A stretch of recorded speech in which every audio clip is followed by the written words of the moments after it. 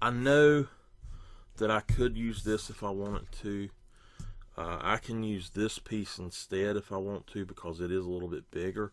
I think I could get away with using this piece though. Let me cut down to right here on this one.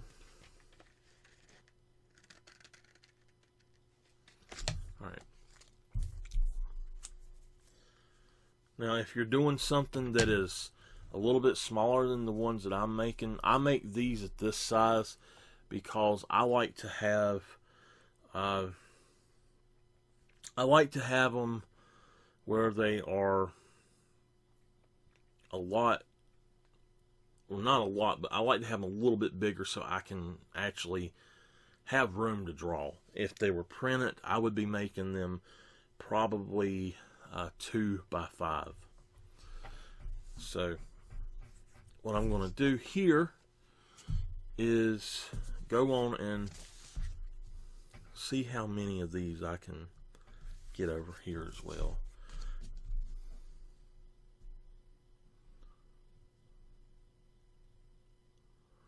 Basically, I need to use 3 squares per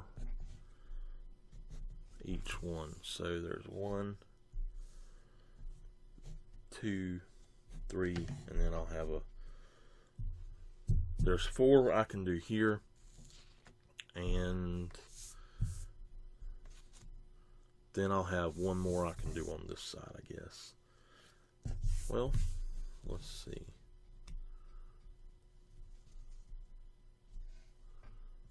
I don't know if that'll fit or not. No, it won't. Okay, so I can do it this way. I've got this one, and it's basically going to be the same as that one. So let's just cut out this part here.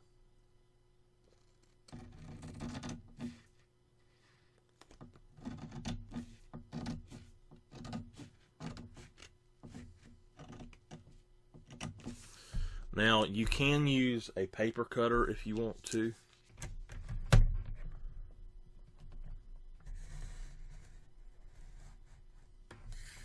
Okay.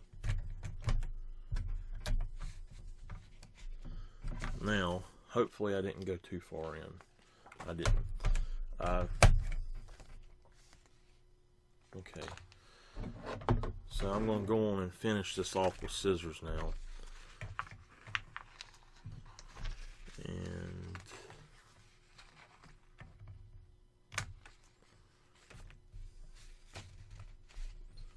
let's see. There we go. It just pulled right out. Alright. So that is it for the cutting part. Alrighty. Now I have 2 pieces of laminate, and I want to choose. I'm going to make this one the top and this one the back, I think. So what you want to do is, again, make sure that it does fit on there. So that should be no problem at all. So what I'm going to do is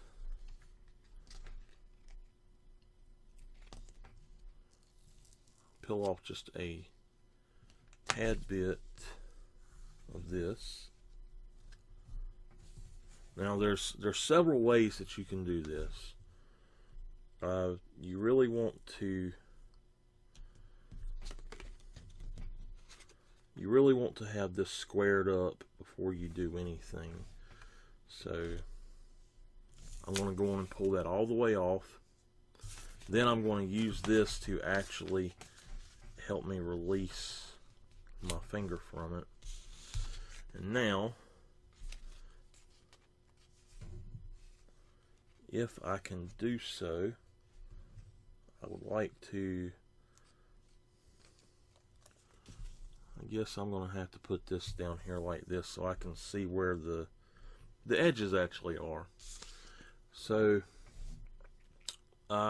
basically, now you can see this on the camera, but I'm having a hard time seeing it.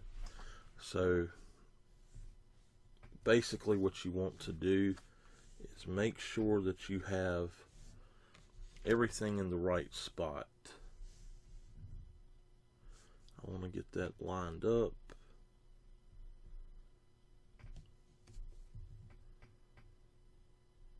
Okay.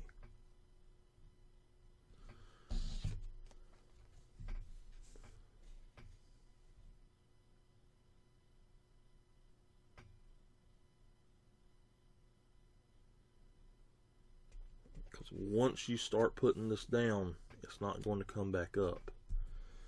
Alright, that's down. You don't touch the sides. Alright, you want to have it down, but not touch the sides at all.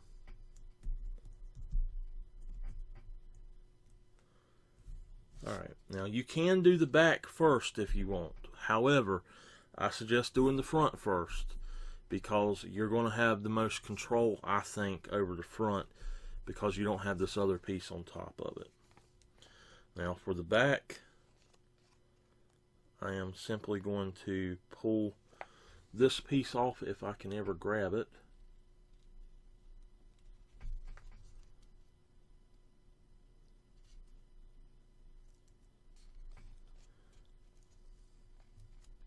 And with this, I'm going to try something a little bit different. I'm going to pull it down to where it's about like that, and I am going to try to fit it to this piece.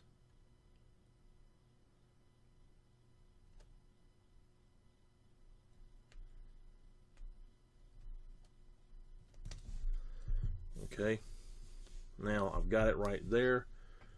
I want to slowly peel it off a little bit more and make sure that it goes down where it needs to go. If it doesn't, I will have to mess with it a little bit. So, and I did get it off to the side just a little. I'm hoping that it's not too much.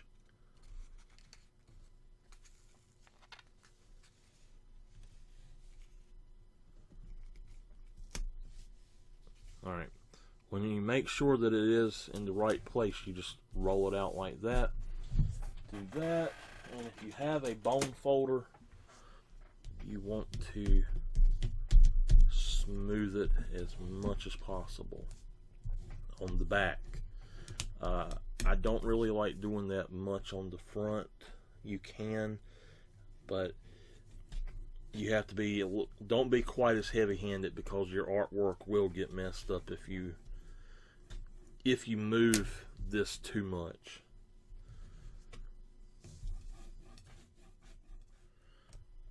What I'm going to do is try to align my edge with the edge of the cutting strip.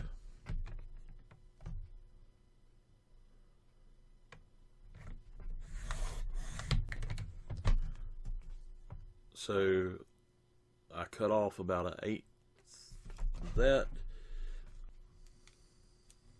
Let's stick it over here. I'm going to do the same thing with this one. You want this to be uniform across.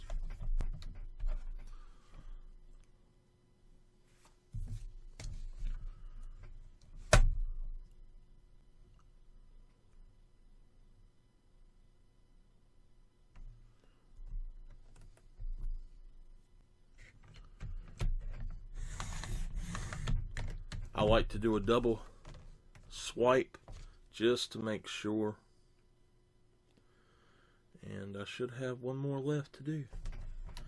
Always remove your tape or your laminate after you trim it, before you trim the next part.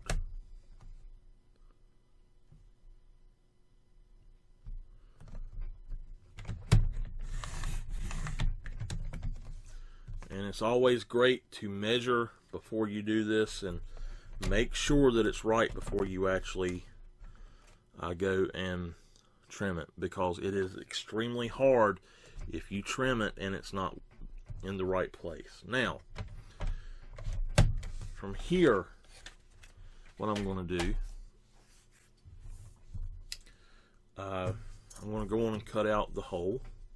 Again, I have the post, the hole on the bottom and the post on the top. Instead of normal, I've got it upside down so I can actually see where that post is exactly. And just going to punch, and there you go. So now you have a hole for your ribbon. And now you don't have to do this, but I am going to. I have a corner rounder, and I am going to try to round off these corners a little. And there we go. It is now laminated with the corners rounded. I'm going to have to buy a new one of these. I will buy one from a better company next time. I don't know what brand this is, but it works for paper, and it has worked for these before. Maybe I've doled it out already, but I will be buying a new one of these to do that with, I guess. But there you go. That's laminated, and all that's left is the ribbon, and I will do that later.